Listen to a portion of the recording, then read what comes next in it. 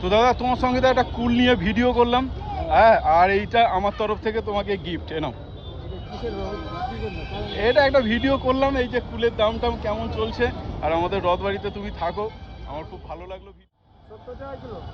আর কোনটা খেতে ভালো হবে গো?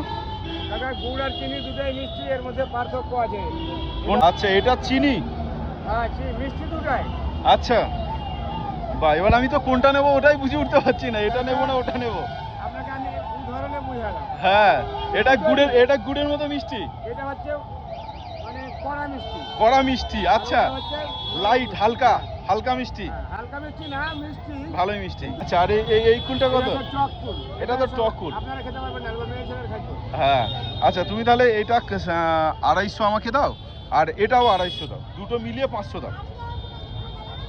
তো তুমি কি রোজ এখানে বসো নাকি? আমি রোজ 12টার পরে এখানে পাবেন। ও, 12টার পরে একটু ভালো ভালো দেখে পাকা পাকা দেখে দাও তো দেখি। আপনি নিশ্চিন্তে নেন টাকা, আমি আছি এখন। একদম একদম একদম ভালো দেখে দাও। এই যে ফ্লাইওভার, মালদা রথবাড়ি ফ্লাইওভার, আর এই দাদা দেখুন। দাদার বাড়ি কোথায়?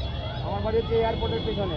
আচ্ছা, তোমার নাম কি একটু বলো তো? আমার নাম হচ্ছে নারায়ণ চন্দ্র মন্ডল, এমসি বলে সবাই চেনে। আচ্ছা, নারায়ণ চন্দ্র মণ্ডল। দেখুন এই যে দোকানগুলো আছে একদম রথবাড়ি ফ্লাইওভারটার কাছেই, এখানে এই দাদা কুল বিক্রি করছে সময়ের। এখন তো এইগুলোই মরশুমের ফল, খাওয়াটা খুব ভালো, আর কুলগুলো বেশ সুন্দর। দু রকম কুল মিলিয়ে আমি তাহলে 500 মোট হলো। হ্যাঁ, মোট 500। ক টাকা দেবো আমি?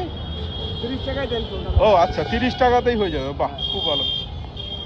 ঠিক আছে, ওকে, টাটা, বাই বাই।